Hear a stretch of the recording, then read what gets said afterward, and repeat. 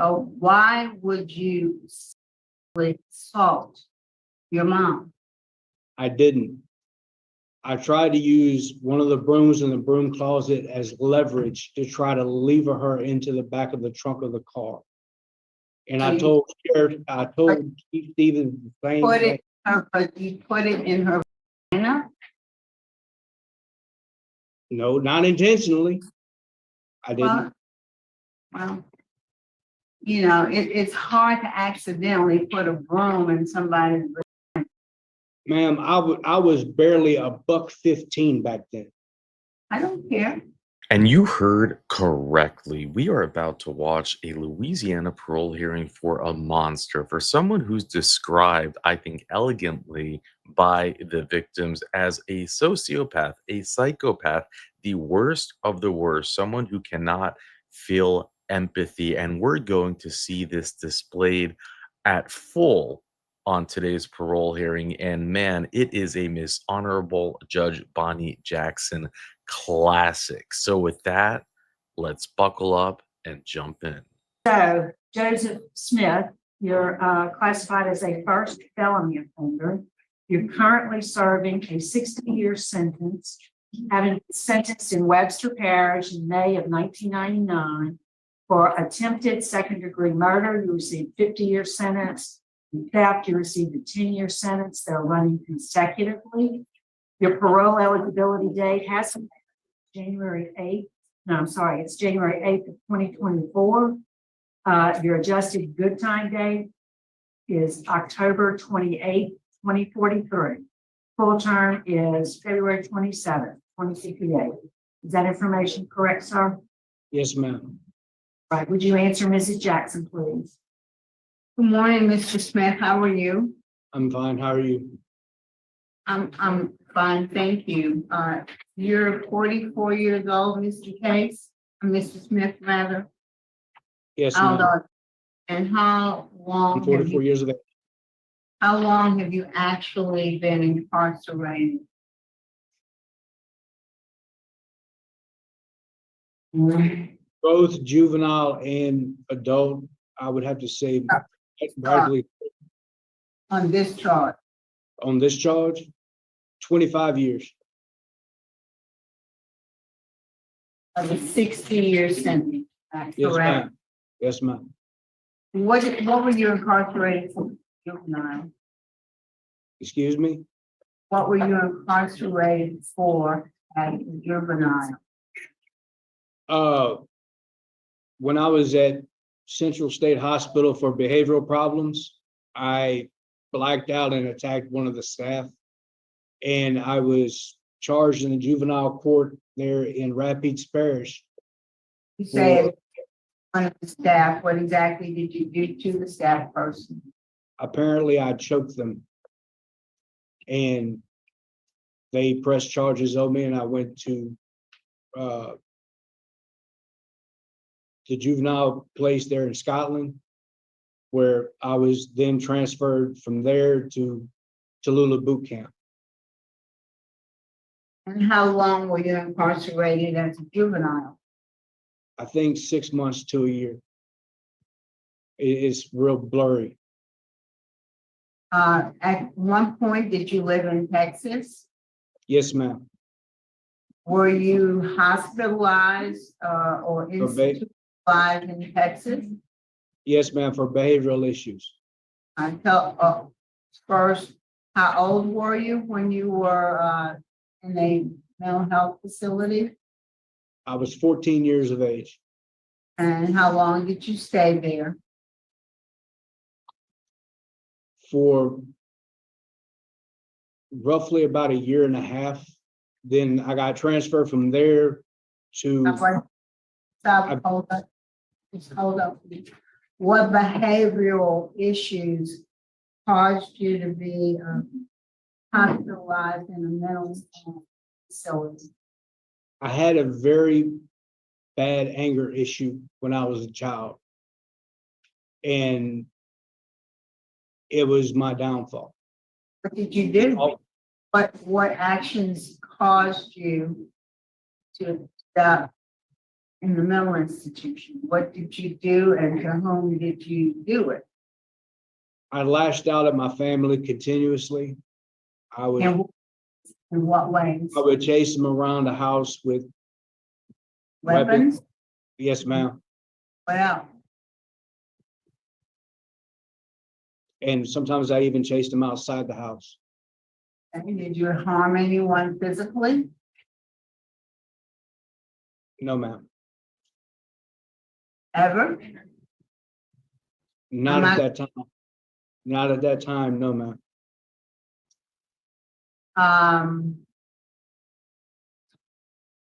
So you were adopted, is that correct?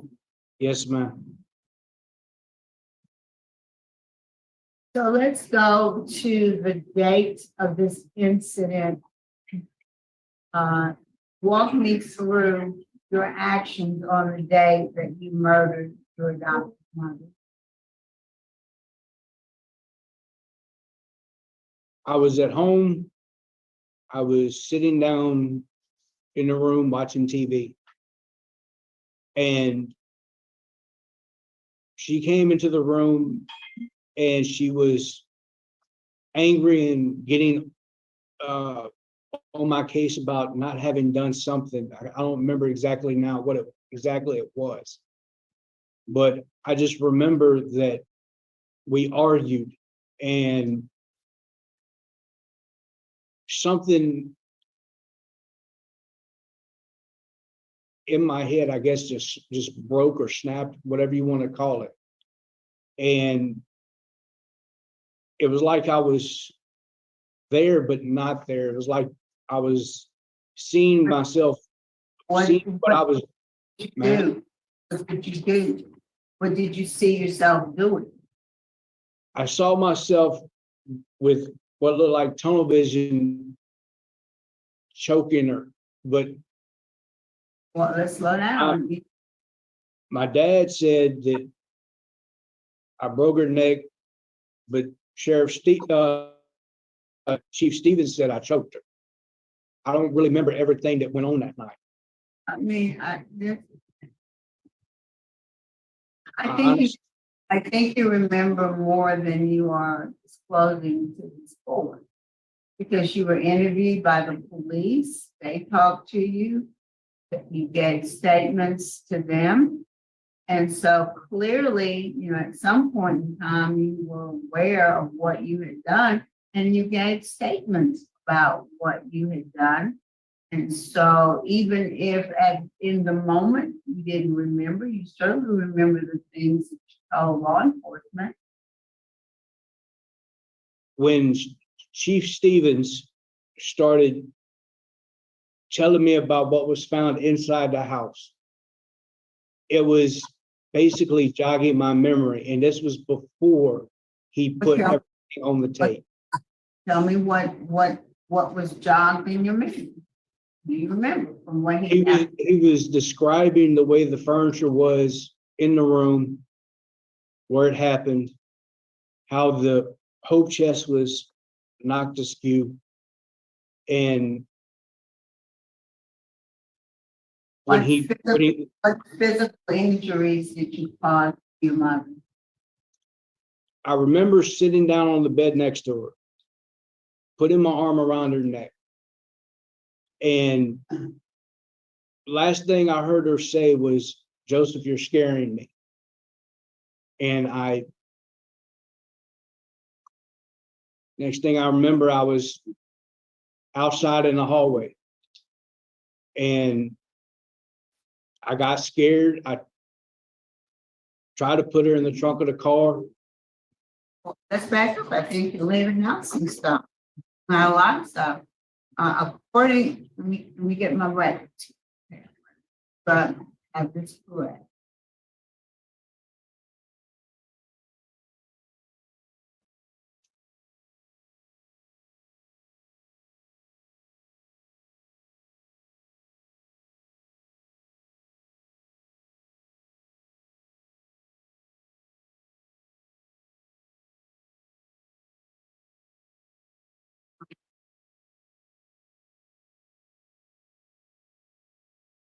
Okay. What I pulled up in front of me, is the autopsy, report. The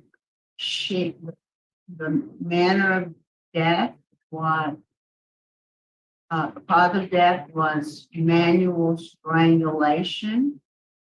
She had extensive hemorrhage of the neck to include the right and left, and he uses a medical term for the muscles, contusions of the larynx, contusion of the thyroid gland, and the left pericarditic artery. She had contusion, abrasions, and lacerations of the head and neck. So that means that she was hit in the head or about her head and neck with some object. So what did you hit her with? I honestly do not remember hitting her with anything. I remember we fell to the ground. That much I do remember. I don't remember hitting her in the head with anything. Because She had contusions and abrasions to the right lower extremity. She had contusions to the back. She had a broken back. She had a fracture of the lumbar vertebra. So that's not a vertebra in the neck. That's a vertebra in the lower back. And so her neck was not, her back was broken, either by kicking or by hitting her with some object. She also had fractured ribs. And I believe this woman was in her 50s, is that correct? yes, ma'am. And so it's not like she was an 80-year-old woman who had, fragile bones. So in order for her to have fractures of her rib, fracture of her vertebra, and all of the contusions that were on her body, means that this was a vicious attack on your mother. And I will tell you that,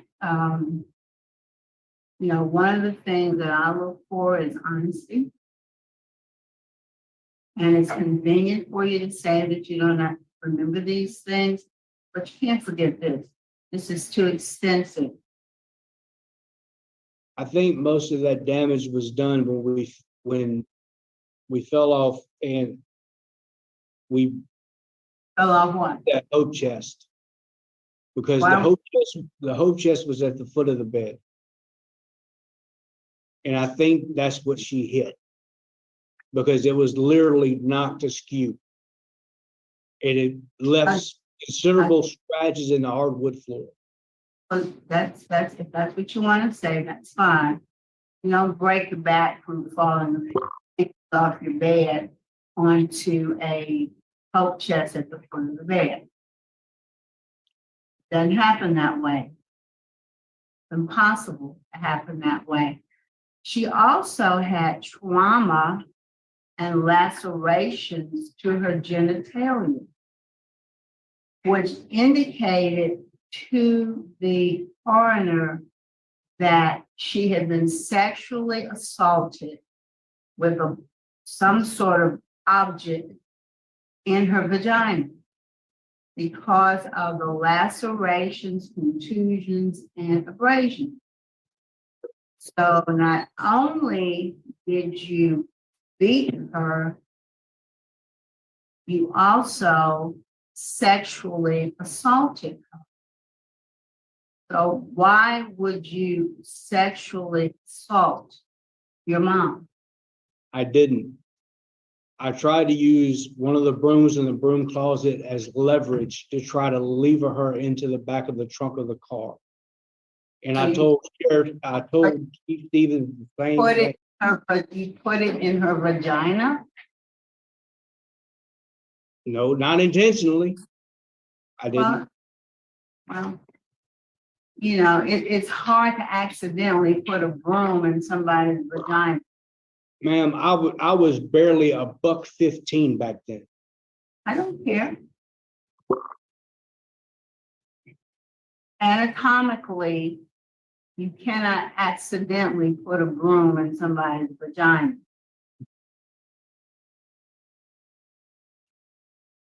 Now,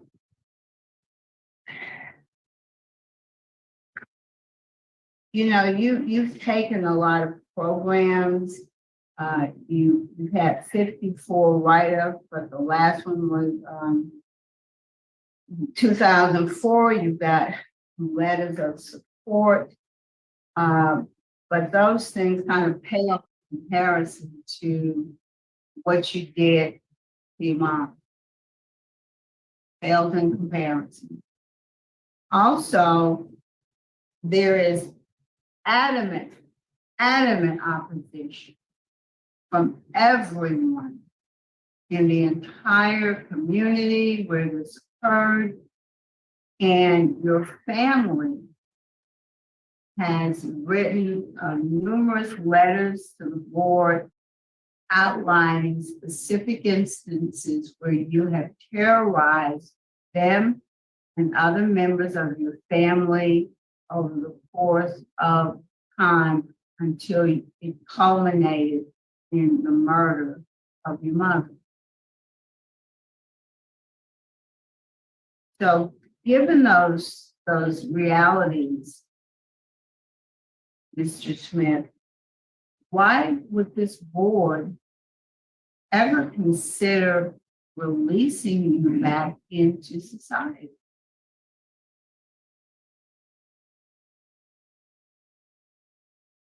I can honestly say nothing in my defense that would justify anything that I've done in the past. I was a monster back then. I get that. Well, let me ask you this. I'm a monster. I mean, when you say a monster, what do you mean when you say you were a monster? I didn't trust anybody. I didn't like myself. I didn't even like people that were around me back then. That doesn't manifest itself in cruelty, violence, murder. What they're not trying to tell you is I even tried to take my own life several times before that even happened. Well, unfortunately, But that's not, I'm not saying that to garner sympathy or anything like that. I'm just stating fact. Why were you unsuccessful if you don't have any trouble? Because my parents kept a 24-hour watch on me everywhere I went. Why did they have to do that? Why did they have to do that? You would have to ask my dad that. Because I have no clue. No I have clue. All the behavioral issues that you've outlined, some that sent you to juvenile detention, some that sent you to a mental health facility. And you don't have any idea why your family had to keep such a close watch on you.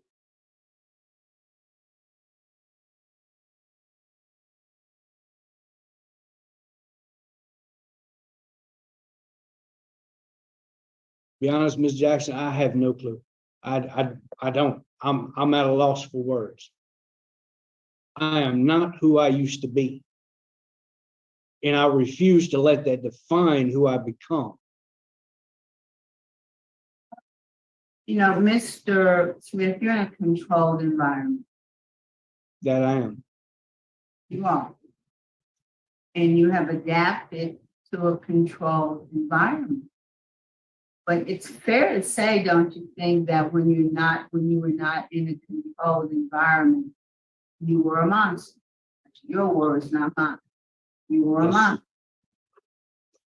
And so, you know, our concern as a board is if you're out of that controlled environment, you're still a monster. You're just in a controlled environment now. I don't see that you've had any kind of psychological evaluations while in prison or on any kind of psychiatric treatment. Do you think you have a psychiatric disorder? I'm currently under psychiatric medication. Well, for what condition? And What's your diagnosis? PTSD. That's I'm it? taking PTSD medication as well as antipsychotic medication. In fact, I'm taking the same antipsychotic medication that I was taking 25 years ago that I flat out refused to take 25 years ago with any kind of regularity. And it you seems see to what be happened. working. We And it see seems what to be happened. working When we saw what happened. because I wasn't taking my medication like I was supposed to. That's not uncommon for people with mental health disorders. And if you're police, there's no way anyone can force you to take medication. My conscience would force me to take it. Because the alternative is spending the rest of my life in prison, something I don't want. Despite how much my family and the community may hate me, Are they I justified? don't expect them to forgive me for everything I've done. In fact, I wouldn't fault them if they did. But the fact still remains, I am not the same person I used to be. This is the, Ms. Jackson, this is the longest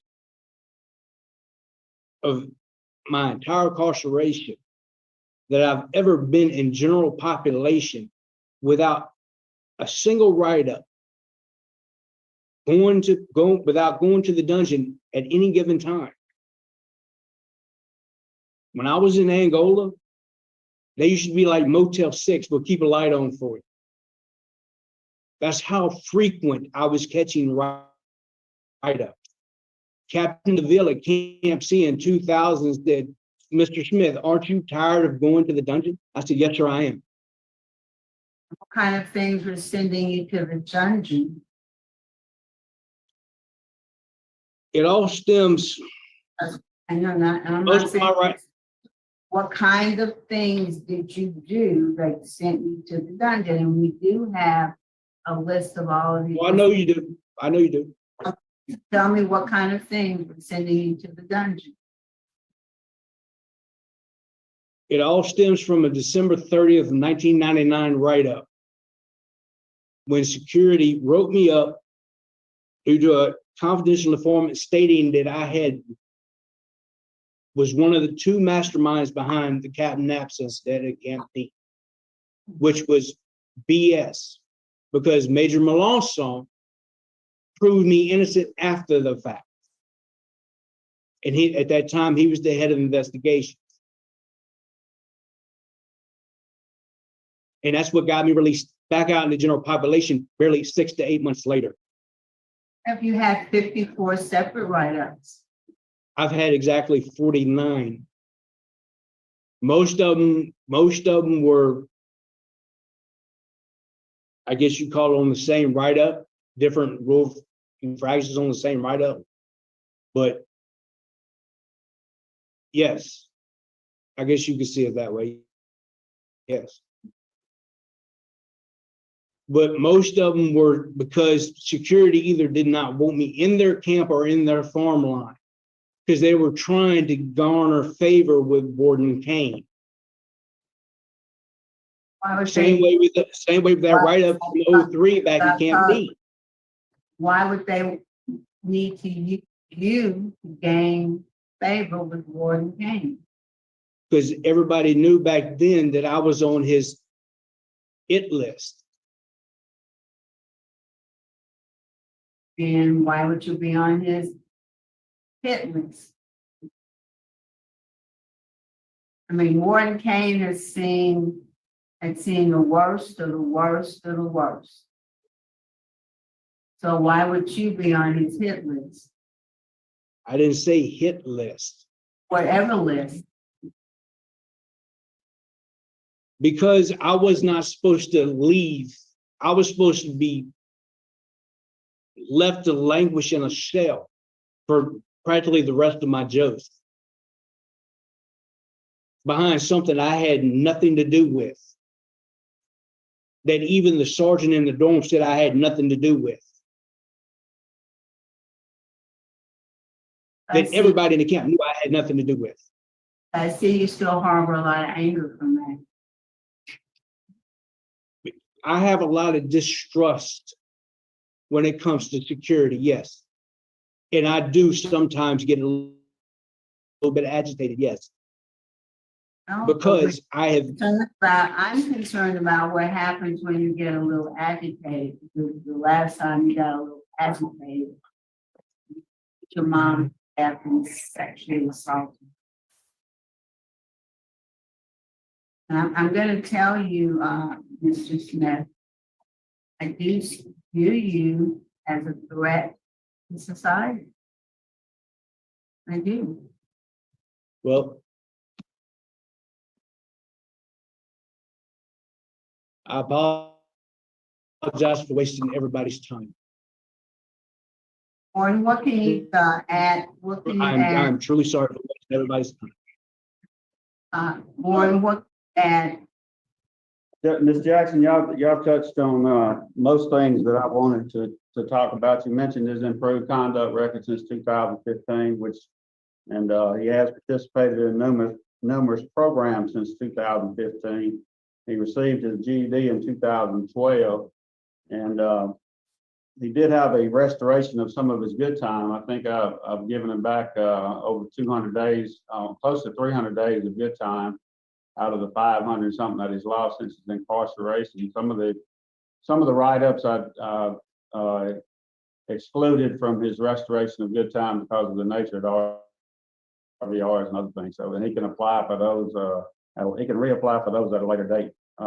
Just to clear up the mental health issue on the institutional progress report you have, he's noted as the level of care 5H. That changed in May of this year, and you probably haven't gotten that because it's very current, very recent. When he saw Dr. Seal, and his level of care is now level of care 4, and he did receive that mood disorder and post-traumatic stress disorder diagnoses on that day, May the 10th, and he saw Dr. Seal again on May the 31st of this year. So that's very recent.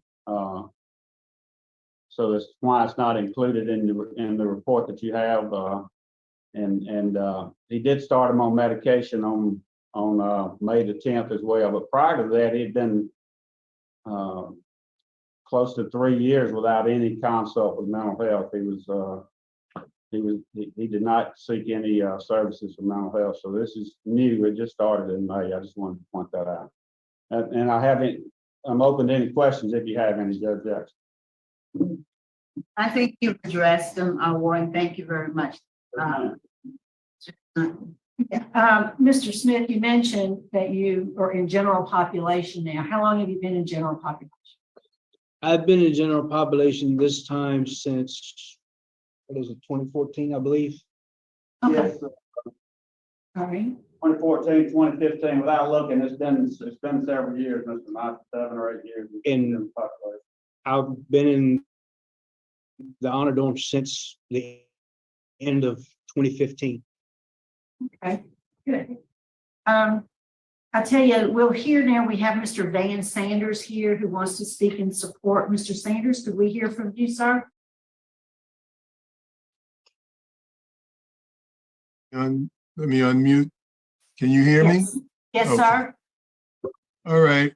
I've known, I met Joseph in 2014 when I started visiting the men at David Wade, basically for Bible study programs. And what I'll say is this, is that during that time, as recently, as last night, because we had a program last night, and he has, I can say he has impressed me with his sincerity, his compassion, and how he looks at other people. He's one of the ones, like, most recently, we found out we had a young man there, but he isn't that young, but he cannot read, he cannot write. Joseph was one of the first ones to volunteer to help him, to teach him how to read and how to write. So he could, I guess you could say, melt back into society and be somebody that could really help. Joseph is also one of the men that doesn't mind speaking out for his faith and letting people know that, yeah, I've done some things, as he says, some horrible things. He's even told us that you just don't know how much of a monster I was before. Now I'm walking the road, and it's not an easy road to walk for him. And he knows that. The thing that impressed me probably the most is his sincerity, as far as for what the crime that he committed, that if he could do it all over again, as far as not living that part of his life, he would gladly not live that part of his life. And I would say there's a man that has that left from there, and we keep in contact because he's off parole and everything. And he said one thing about Joseph.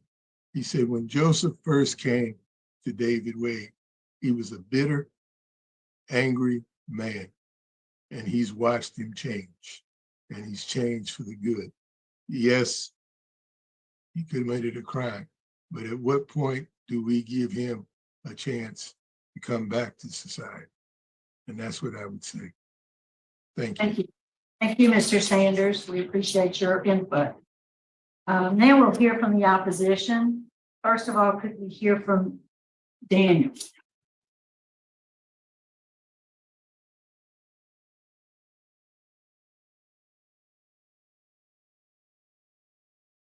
Okay, thank you very much, board. I appreciate your time.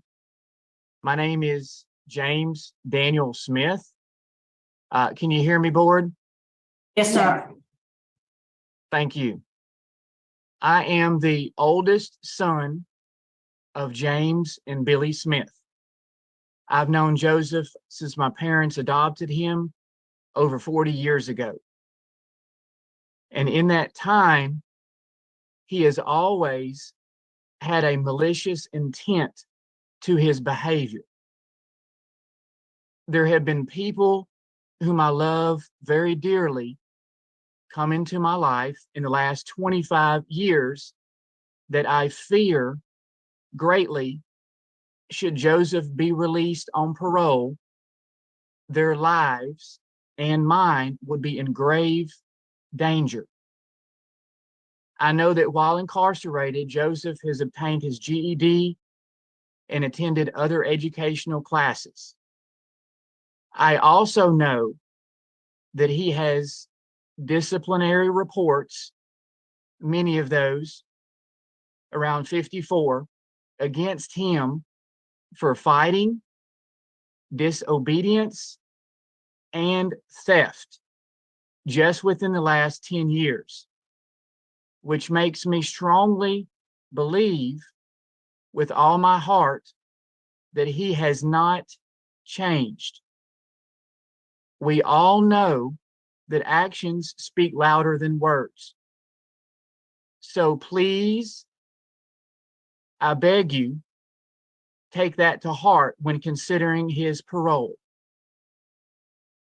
He may try to convince you that he has changed and is able to re-enter society. But I strongly believe a person of his evil character and past violence will never change enough to be a productive member of society. There are too many lives at stake and in tremendous danger should he be released on parole. He will always, always, I cannot stress that enough, always be a threat to society. Over the last 25 years, I've had to learn how to live with depression and anxiety due to the events of my mother's passing. I was told of my mother's death after being pulled out of class by campus police at ULM in Monroe, Louisiana. I suffered greatly from chronic headaches due to the stress of managing my classes at the university there in Monroe, Louisiana, and life without her. To this day, my anxiety and depression will affect me, but thanks to a loving family and professional help, I'm able to cope and live with these diseases. I strongly urge you not to release this person, Joseph Smith, from his confinement, as it would be detrimental to my and my family's lives. How would you feel if you knew the person who killed your mother was released on parole and then kills more innocent people, including you and your entire family? Thank you for listening, and thank you for your time and attention to this grave matter and situation. Thank And you, now Mr. John will speak next. All right, we'd like to hear from Mr. John. Thank you. Good morning. Thank you for the opportunity to speak today. My name is John Gertis. The offender is my first cousin. I have known Joseph most of his life, of course, until he was incarcerated. And I've never observed Joseph behave in a way that would indicate that he was born with a conscience. And very unfortunately, there is no known way to correct that. Joseph exhibits the traits of someone with antisocial personality disorder, and congruent with the definition as stated in the Diagnostic and Statistical Manual of Mental Disorders, which are self-centeredness, a lack of empathy, persistently deceitful, disregard of promises or agreements, violent behavior, persistent irritability, and may react with sadism when confronted by the fallout of his actions. And we know that Joseph reacted with sadism against his mother, my Aunt Billy Smith. It's there in the autopsy report, which you've already covered, thankfully. I don't have to touch on that. But it was a closed casket at the funeral based on what he had done to her. The autopsy describes an aggravated first-degree rape, which is a crime that carries a life sentence without parole in the state of Louisiana. For some reason, prosecutors did not pursue a conviction for that crime. We can only speculate why. The change in statute back in 2015 or 2016 that allows for early parole eligibility does not appropriately contemplate a circumstance like this, where an offender may not have been fully charged with all of the crimes he committed. He raped and murdered not just any person, it was his own mother, my Aunt Billy. Joseph cannot be released for two main reasons. First, and most importantly, he's a violent psychopath that poses a significant risk to surviving victims and the general public. And second, releasing Joseph after such a short time, after the way he brutally beat, strangled, and raped her, is a violation of her memory. He owes us, at a minimum, another 35 years. He stole a beloved family member from us, and you, the board, have the power to make this situation right by denying his parole now and extending his next opportunity for parole another 35 years at least. It is insane to think that we, the victims, should be put through this exercise ever again. Thank you for your time. Thank you for the opportunity to speak. I'll pass it to Angela. Thank you, Mr. Gardis. We'd like to hear from Miss Angela Brakefield, please.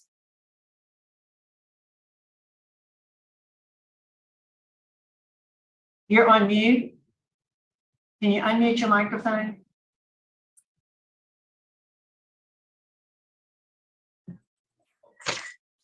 Sorry about that. Good morning, everyone. Thank you both, Daniel and John. And my name is Angela Harris Frakeful, and my parents and the offender's parents were best friends.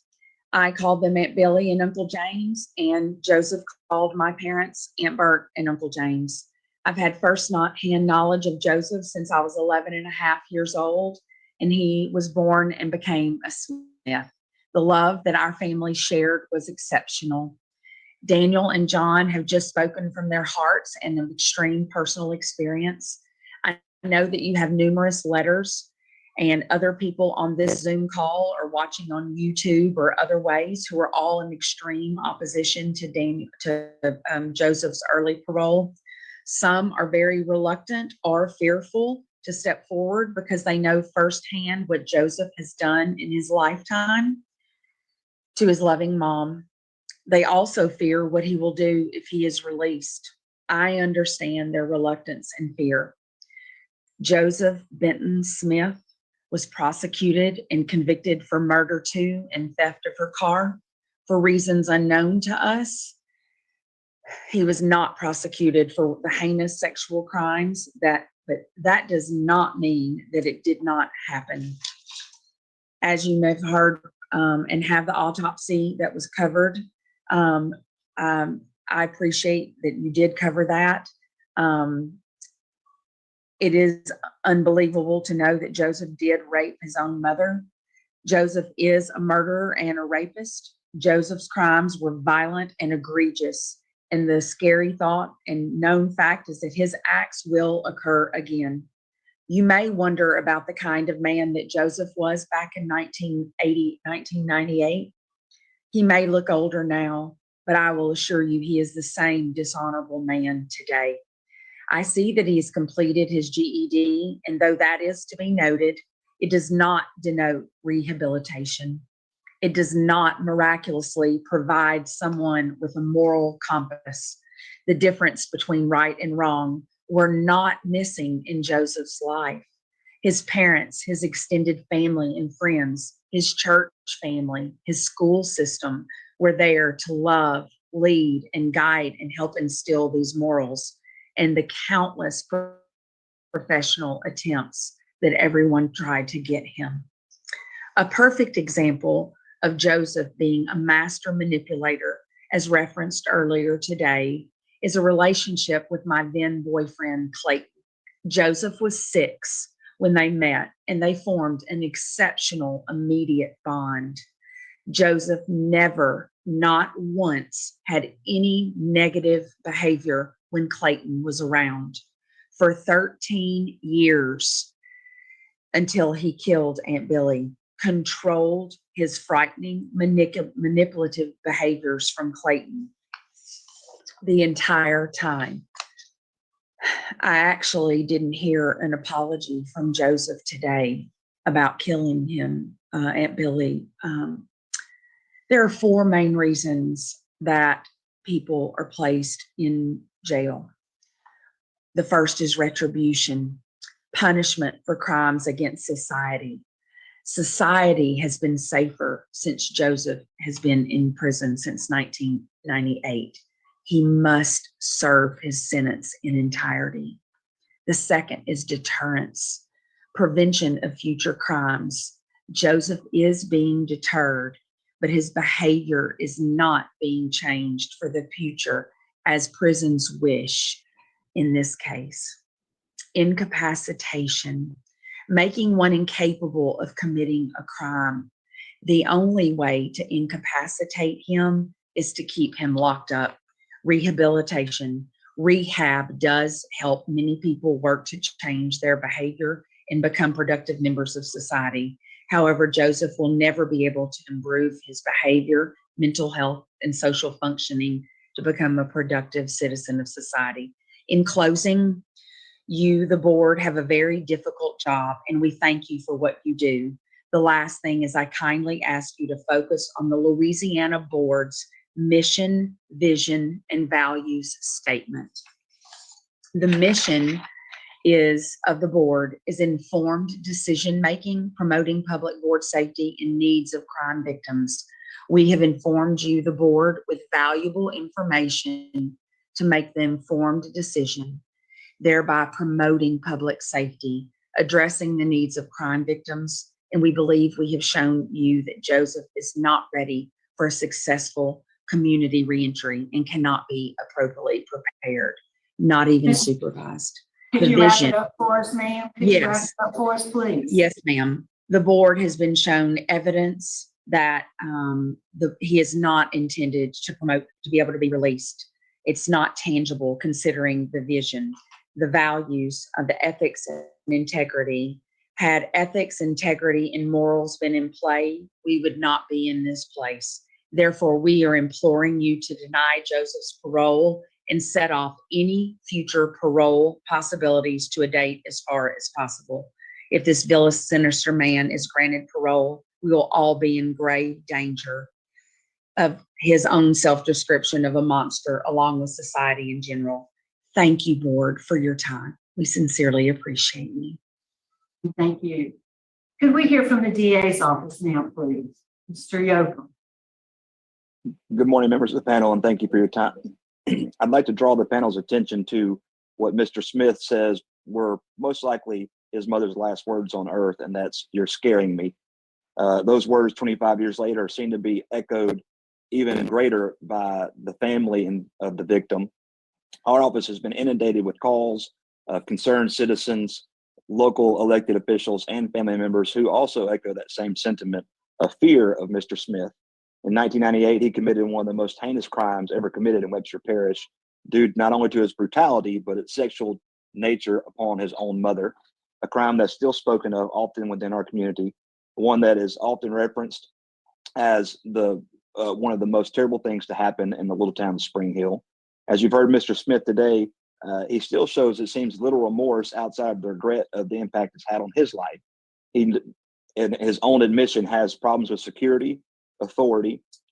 He has distributed or exhibited very little issues, I guess you could say, with any type of authority of any kind. It is our position, that my position personally and of this office, that if he's released, he will commit further crimes, and most likely violent crimes. Those that have called us, I've asked to describe how he was back then, people that went to school with him and were around him, and all of them said that he was violent, temperamental, and manipulative. Those are characteristics which seem to be streamlined in his character, and we would ask that this board deny his parole, and we thank you so much for your consideration today. Thank you. We appreciate the DA's input. All right, Joseph, is there a statement you'd like to make to the board before we vote? Yes, ma'am, there is. First of all, I was caught off guard by this whole hearing because first time ever being up on it. Plus, I've been up all night, couldn't sleep a wink because I was dreading this whole hearing. If I seem to be uncaring or impartial, I may give off that effect, but that does not necessarily mean it's so. I am utterly ashamed of myself.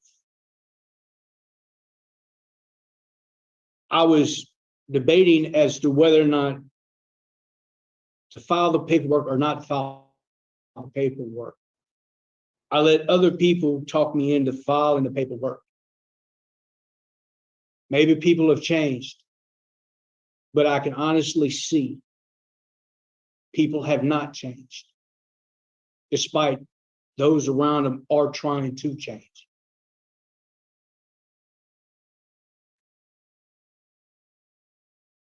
If I can find forgiveness and forgive myself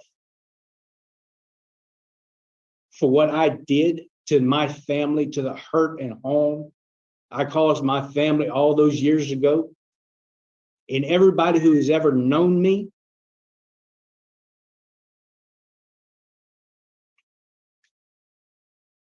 it's got to end somewhere. The chain has got to be broken somehow. If it doesn't start with me, then who does it start with? I don't know. That's what I've been trying to find out for the past 25 years. I don't know if you received that packet of certificates I mailed to y'all or not. Did, That's why I've been searching for 25 years, doing constantly what I've been doing. I'm not perfect. Name me one person who is. Joseph, you need to wrap it up for us. As I said before, if I could tell my family that I was sorry, I am. I can't stress how sorry I am. I'm the lowest of human beings on the face of this earth. Nobody knows that more than me. But once again, I'm sorry for wasting everybody's time today. All right, Joseph, thank you. I think we'll be voting. We'll start with Mrs. Johnson. Mr. Smith, as I said earlier, you've done a lot of programs and accomplished some good things while you're incarcerated. But that's in a controlled environment. When I look at the totality of this case, look at your history, even your demeanor today, there were points in this interview that you were getting angry. I see the anger rising up in you. Sometimes things that you have accomplished can in no way overcome the nature of the crime that you committed. And unfortunately for me, this is one of those cases. It's a horrific crime, absolutely horrific. There have been demonstrated instances of violence throughout your youth, even from a small child. And some of those things are ingrained in you, Mr. Smith. They can't be programmed out.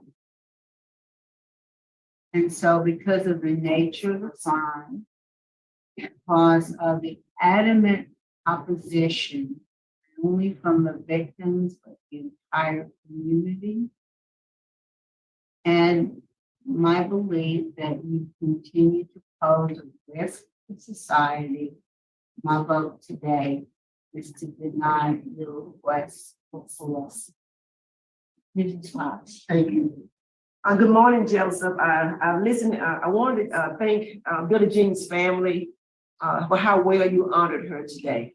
She must have been a really wonderful person for you all to do, and my condolences to you for your loss. Joseph, say her name. You've never said her name. Billy Sharon Highsmith. We voted now. We voted now. You didn't say her name. You've had Toastmasters International. You've done outstanding in Toastmasters. You displayed those skills excellently here this morning. Very well. But my vote is to deny as well for the reasons already stated on the way. My vote also is to deny for the reasons it's already been stated. So today, Mr. Smith, your parole's been denied. Even Miss Wise joined in for a right hook of her own. Say her name. Wow. This was we did cover this hearing once, and I forgot about it.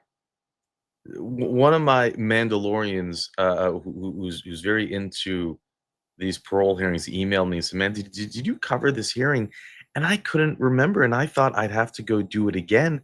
Now with and I don't know how it's possible that I forgot about this hearing. This is, I think, one of the most evil. The definition of it, the poster child of every type of defect that you can find. He is adopted, he's given a chance, and what does he do? He does something that only is portrayed, not even portrayed in horror films. And then everyone who comes up, the family, leaves these powerful mic drops The DA shows up and leaves a powerful mic drop. And then, like every other hearing that we see before it, they follow the same pattern. You have this nut job supporter say these nut job things. And now that I've been doing this longer, I recognize that nut job supporter. Do you recognize him? He shows up to the most vile of Monster's parole hearings. It's like a hobby of his. There's got to be something. I don't know what it is, but it's like he's collecting them. I mean, he must go down the list and say who is the most vile, the most dangerous, the most unredeemable, and let me go and talk on their behalf. There's got to be like the reason that I'm really bringing this up. It's not just a point. Oh, what?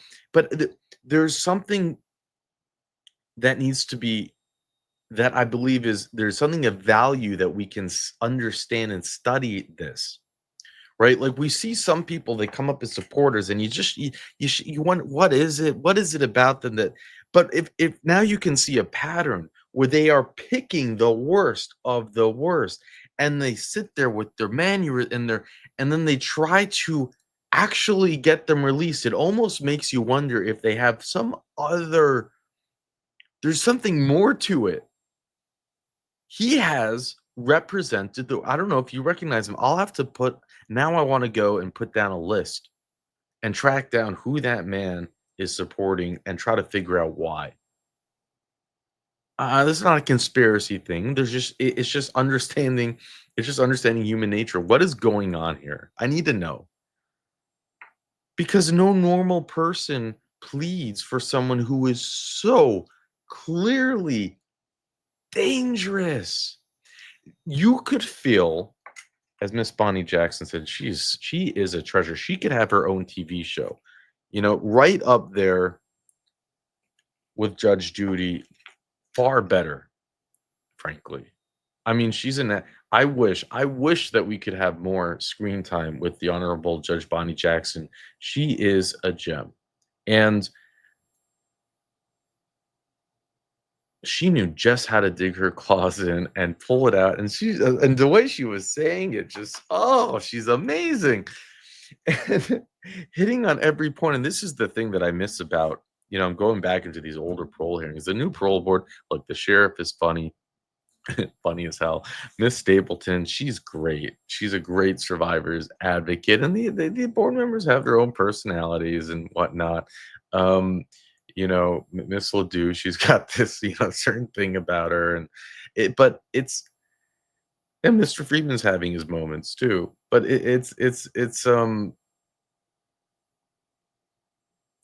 nothing like Bonnie Jackson and Mirabella and Noe Roche, where they would because Bonnie Jackson being a former judge, Mirabella being a former, and they try to really get in there and talk to someone and expose them for what they are and try to really figure things out, right? How did she get the bruises? No, that's not possible. How did the broom get there? No, that's not. And you're creating a history about the hearing. You're exposing someone for what they are, which is what he is, which is nothing. He is nothing more than a vile, dangerous, check every box that you want to check. That's that. And you wouldn't get to see it without Miss Bonnie Jackson's interview style as well as we saw it today. And it's one thing to hear the DA and victims talk about it. It's another thing to see him show us. You literally saw his anger. You felt his anger. And then at the end there, when he tries to give that speech, you see the manipulation that they're talking about. He tries to weave words of manipulation where he goes through it like trying to blame. He's going all out at everybody. I thought people have changed. He's trying to blame the victims for not forgiving him. He tries to blame the parole board. He tries to blame he tries to portray whatever defect he made because he doesn't understand it, right? He's missing the ability to really know what's going on, but right, because that's part of his issue. But he knows, so he's like, I didn't sleep and I was caught off guard and I only applied for parole because they told me to. It's like he's trying everything, grasping at straws without having any insight, even that like it's interesting, but all one has to do, not that it would have helped, but is show up and admit everything that he did. Come up with some reason why he did it and just faked total um empathy, but they can't. They can't do it. It's impossible. And he still wouldn't get out. But this is, this is what we just saw is like this kind of stuff needs to be shown in the PhD programs and courses, Like you can study case law all you want. You can read about the serial killers and see documentaries, the 100th documentary about some, serial killer that we've all seen 100 documentaries on already, name them, right? We all can name them. But this is different. This is, I mean, he's just like a serial killer. He has the makeup, the personality traits, it's all the same. He just happened to not have went on to kill. But you'll learn so much more from it, I think. There's no information, there's no appeals to go through, there's no, but I'm bringing it back up. One of the, like I said, Mandalorians brought it and I'm gonna bring up some of these older classic hearings. I think we're gonna see him again sometime soon. I'm not quite sure how many more years we're gonna have to wait for this type of crime, if it's another year or so. Um, and he's not going to be getting out until his full term date of 2058. His good time date is 2043. So we're safe for some time now, but at some point in his life, he will get out, and that's a scary thought. And on that note of the scary thought, when you hear the victims talking about to be in fear if he gets out, oftentimes when victims say that, you can understand what they're saying, but you don't feel afraid for them. You don't actually, like, I don't think that the guy will go and do something, but I understand their fear. This is not the case. In this case, I would fear for them, uh, because this man is scary as hell. And with that, I'll let you go. I'd like to draw the panel's attention to what Mr. Smith says were most likely his mother's last words on earth, and that's, "You're scaring me." Those words 25 years later seem to be echoed even greater by the family of the victim. Our office has been inundated with calls of concerned citizens, local elected officials, and family members who also echo that same sentiment of fear of Mr. Smith. In 1998, he committed one of the most heinous crimes ever committed in Webster Parish, due not only to his brutality, but its sexual nature upon his own mother, a crime that's still spoken of often within our community, one that is often referenced as the one of the most terrible things to happen in the little town of Spring Hill.